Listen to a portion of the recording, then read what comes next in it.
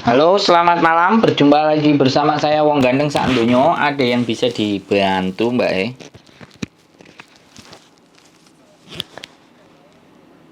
Halo?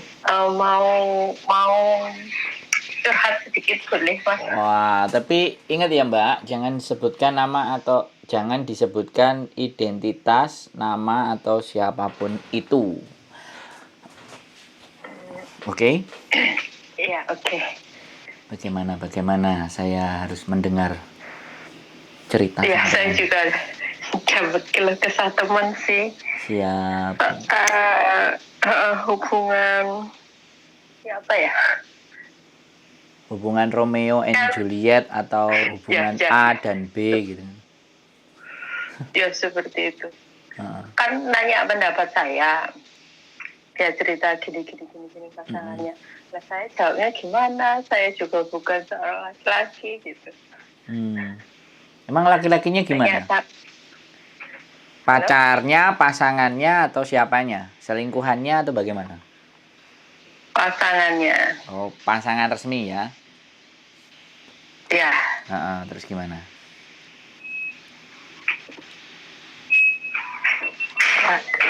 nanti saya telepon lagi bisa mas. Oh, Jadi masih. pas saya pulang. Oke, siap. Oke, Oke ya sudah.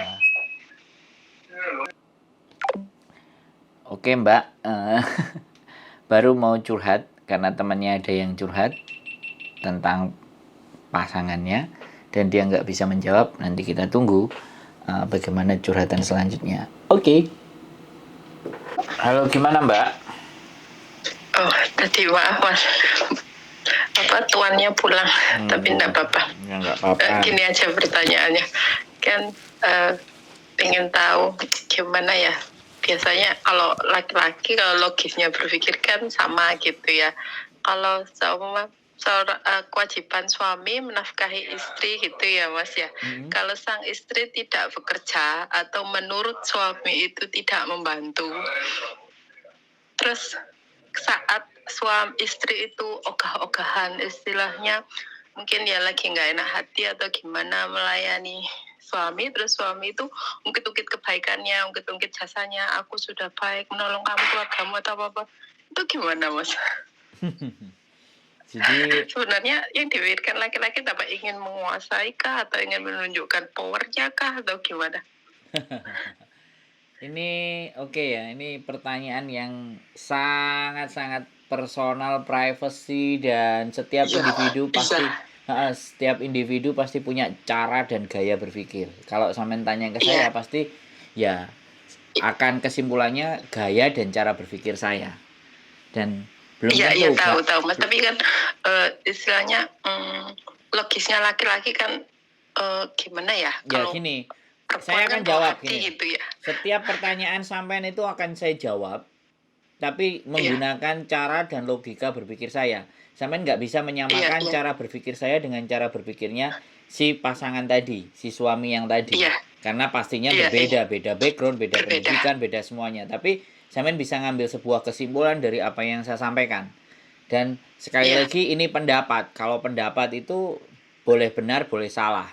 Jadi kan karena saya tidak melihat situasi dan kondisinya. Sekarang intinya adalah pasangan istri ini mencoba menurut dengan apa yang dilakukan suami, tapi ketika menurut dan hidup dengan suami itu dia tidak intinya tidak mampu mencukupi atau ada sesuatu yang kurang di dalam keluarga tersebut kan seperti itu tuh.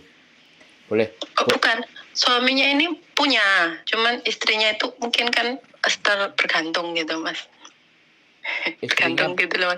Kalau kayak kita kerja sendiri gitu, mungkin kalau faktor ekonomi atau gimana gitu kan nggak ada gitu ya masalah rumah tangga seperti itu. Berarti ekonomi enggak, ekonomi aman. Cuman jangan istri nggak bisa nurut sama suami gitu kan. Intinya suami punya kemauan gitu memaksa, kan. Tapi si istri ini kan kadang kan moodnya juga kalau manusia kan ya ada up and down-nya gitu mas ya. Nah di saat mungkin si istri ini lagi sedih atau gimana, mungkin faktornya juga dari suami juga yang kurang perhatian atau lebih memprioritaskan hal-hal lain gitu. Si istri ini kan pasti moodnya tidak baik. Nah saat istri moodnya tidak baik, suami kan merasakan. Nah saat maunya suami ini tidak terpenuhi, nah si suami ini ungkit-ungkit semua kebaikannya ke istri. Sudah terpenuhi segalanya lah, dari keluarganya lah, teman-teman semuanya. Pokoknya aku sudah baik sama kamu. Semua mau kamu saya turuti gitu. Tapi kok kamu seperti itu ke saya gitu, seolah-olah kayak bukan lagi sama istri gitu, kayak sama ngomongnya, kamu sudah milik saya, kamu, istilah kasarnya kamu sudah saya beli gitu. Apa seperti itu ya Mas ya? Jadi gini. Atau gimana? Jadi gini. Lah sekarang perempuannya ke suaminya mencintai yang sejauh mana mencintainya? Mencintai Ya, sejauh segenap seluruh hati, atau mencintai hanya sebatas ABCD. Kalau menurut saya masalah itu bukan masalah yang berat, masalahnya yang cuma komunikasi saja. Ya tinggal diomongin gitu loh. Mungkin bisa jadi suaminya lagi marah, lagi di kantor ada kerjaan yang nggak tepat, sehingga ketika di rumah mau kepinginnya ini, santai ini, nah istri tidak membaca itu. Atau bisa jadi si suami tidak puas dengan apa yang dilakukan istrinya dengan cara begini, nggak mau, dia maunya cara begini. Itu menurut saya hal yang simpel. Poinnya dia nggak suka lihat istrinya cemberut gitu. Ya itu hal yang menurut saya sederhana dan simpel. Ya sekarang tugas istri kan bagaimana menyenangkan suami. Itu sebenarnya tugas istri. Dan kebalikannya. Komunikasi ya Mas, intinya dan ya. Tugas suami membahagiakan istri loh kan. Tugas istri menyenangkan suami. Tugas suami membahagiakan istri. Nah, dan dengan 2 kata itu aja kalau dijabarkan bisa 2 hari loh Mbak.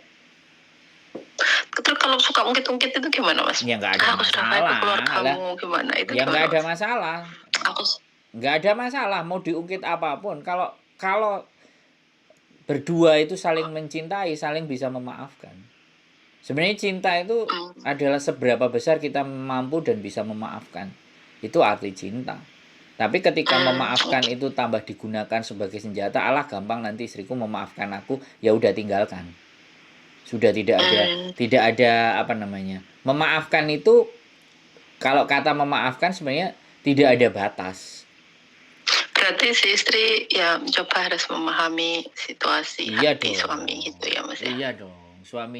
Suaminya karakternya gimana? Jangankan kok yang menikah 2 tahun 3 tahun, yang menikah 25 tahun, 35 tahun, bahkan 50 tahun, tahu sendiri kalau orang-orang tua kalau ribut. Tapi kenapa mereka memutuskan untuk tetap bersama? Karena mereka sudah mengalami itu semuanya dan satu sama lain sudah sama-sama saling memahami. Sehingga ketika yang satunya ngomel yang satunya pergi, nanti pulang lagi. Gantian, satunya yang diem, satunya yang ngomel ya sudah. Karena memang mereka sudah paham dengan tabiat. Jadi sebenarnya persoalan itu sekali lagi ya, jangankan kok teman-teman, jangankan kok saya ditanya seperti ini, apakah memang benar-benar kondisi dan keluarga saya juga baik-baik saja, juga belum tentu juga Mbak. Jadi tapi saya tidak berpikir nggak ada masalah selama apa yang saya sampaikan ketika orang itu mau mendengar is enough. Terlepas aku sendiri tidak bisa menggunakan kata-kata itu, tidak menggunakan apa yang saya punyai, saya pintari kepada istri saya, karena pribadi istri saya kan berbeda dengan pribadinya teman-teman. Barangkali apa yang saya sampaikan bagi mereka masuk, kalau bagi istri saya berarti gitu. Laki-laki kalau suka ungkit-ungkit itu tergantung pribadi masing-masing ya Mas. Iya, nggak ada masalah. Nggak semuanya gitu tidak ya. Semuanya, tidak ada persoalan. Jadi sebenarnya faktornya bukan mengungkit-ungkitnya, faktornya adalah marah. Iya. Jadi marah itu bisa semua hal yang buruk itu keluar. Makanya kalau aku nggak ngerti ya kepercayaannya sampean, kalau saya selalu dipesenin. Saya ingin mendengar laki-laki aja, gimana pandangannya gitu loh kalau bersikap demikian itu. Harusnya apa yang diharapkan dari perempuan, harusnya bersikap gitu loh. Loh, kan tadi sudah bilang dia nggak menginginkan, saling memahami ya. Dia tidak menginginkan istrinya cemberut. Iya. Itu kan permintaan yang sederhana. Kalau kita memang ada masalah, ada cemberut, ya buang sebentar cemberutnya ke suaminya datang ya disambut dengan senyum dan yang rapi. Tapi kalau dia cemberut nanti dia minggir, dia cemberut. Lama-lama kan suami juga akan tahu sendiri.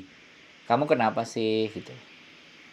Jangan kecemberutannya itu ditunjukin sama dia. Orang udah capek kerja, kasih muka masem. Gini Mas, ya kalau dari sisi perempuannya, cemberutnya itu ya karena suaminya kualifikasinya seperti itu, dia pasti negatif thinking itu pasti banyak lah.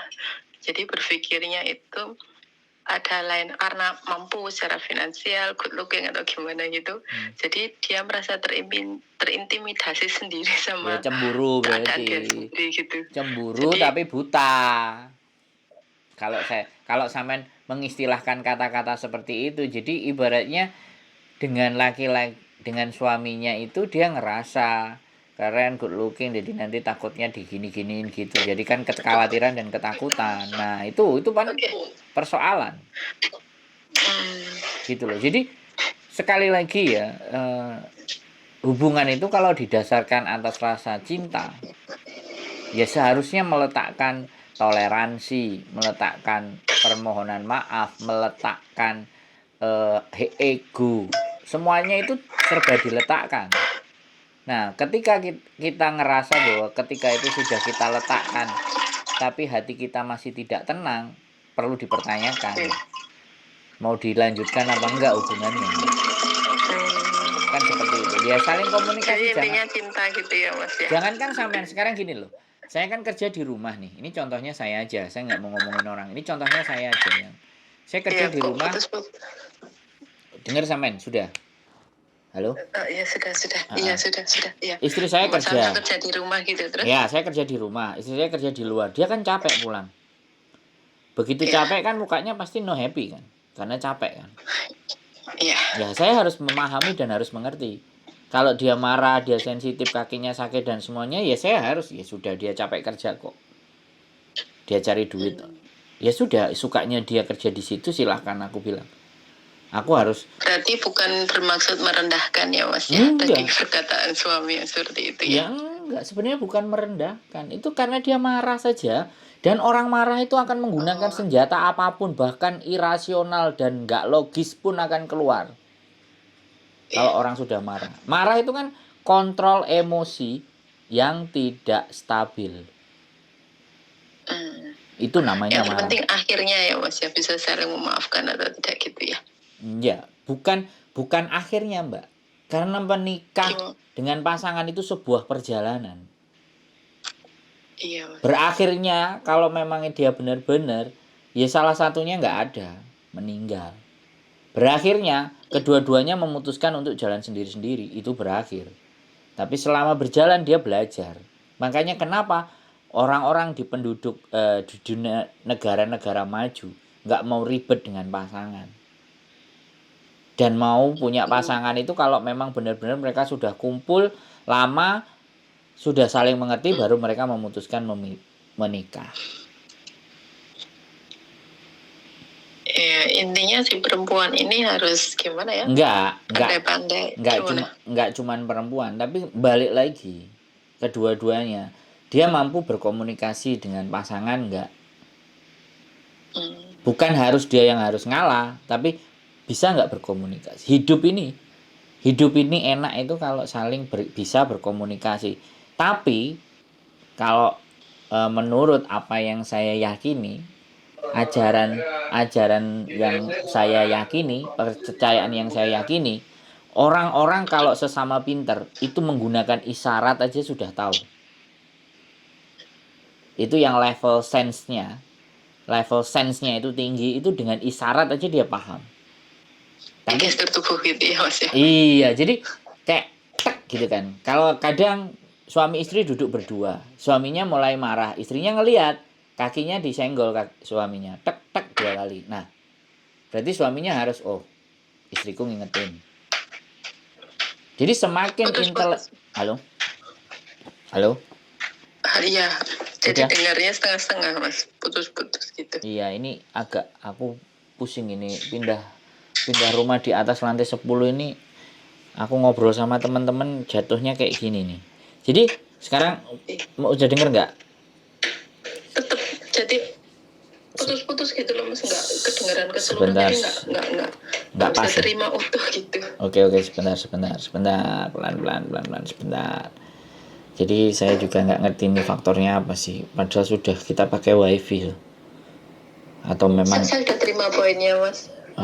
Nanti saya pengen curhat masalah pribadi, boleh mas? Untuk saya sendiri. Ini. Jadi udah cukup di situ berarti. Kalau saya iya terima ya, intinya saling gitu lah. Kalau saya telepon biasa gitu bisa enggak mas? Wah, saya belum beli Biar pulsa nggak putus-putus. Iya, saya belum beli pulsa soalnya. Pulsa saya lagi habis, gitu. makanya saya ngandelin wifi. Oh iya. Ya udah, untuk yang curhatnya ini sudah mas, nanti saya curhat untuk masalah pekerjaan saya, boleh mas? Oke, siap Mbak ya. Terima kasih sebelumnya mas Andres. Saya dulu. Oke, siap. Iya, Assalamualaikum. Waalaikumsalam. Iya. Oke teman-teman, jadi sudah merambah ke persoalan pribadi. Ya nggak apa-apa sih. Intinya ngobrol dengan saya, tema apapun semuanya layak untuk didiskusikan sebenarnya gitu. Jadi gitu aja sih. Mudah-mudahan teman-teman selalu semangat, selalu waspada, dan kembangkan terus ilmu pengetahuan. Carilah pengetahuan, karena sekali lagi pengetahuan adalah kekuatan. Knowledge is power. Itu saja dari saya. Keep stay tune in my YouTube channel and see you next video. Bye bye.